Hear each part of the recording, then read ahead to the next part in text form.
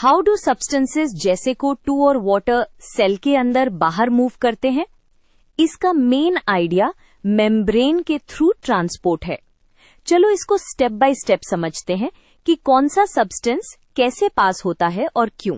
Let's use a simple diagram to make the relationship easier to see. सबसे पहले cell membrane को याद रखो।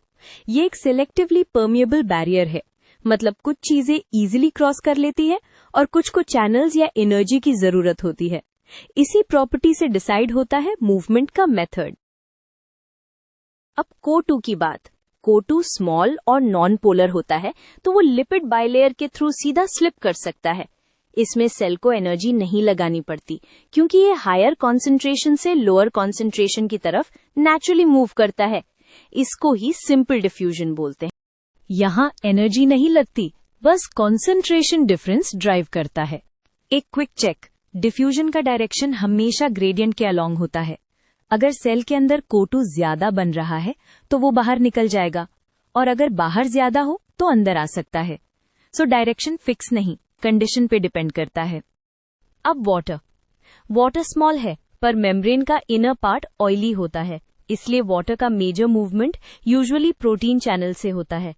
जब water movement concentration of water के डिफरेंस की वजह से होता है, हम उसको ऑस्मोसिस कहते हैं। और जो चैनल्स वाटर को फास्ट पास करवाते हैं, उन्हें एक्वापोरिन बोलते हैं। ऑस्मोसिस मतलब वाटर का movement driven by water concentration difference.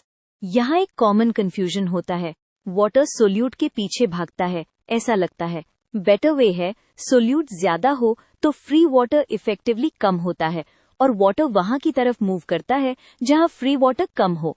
इसलिए हाइपरटोनिक साइड की तरफ वाटर फ्लो होता है और सेल श्रिंक भी कर सकता है। फाइनली बिग पिक्चर को 2 के लिए मोस्टली सिंपल डिफ्यूजन इनफ होता है, वाटर के लिए ऑस्मोसिस और स्पीड बढ़ाने के लिए एक्वापोरिन्स।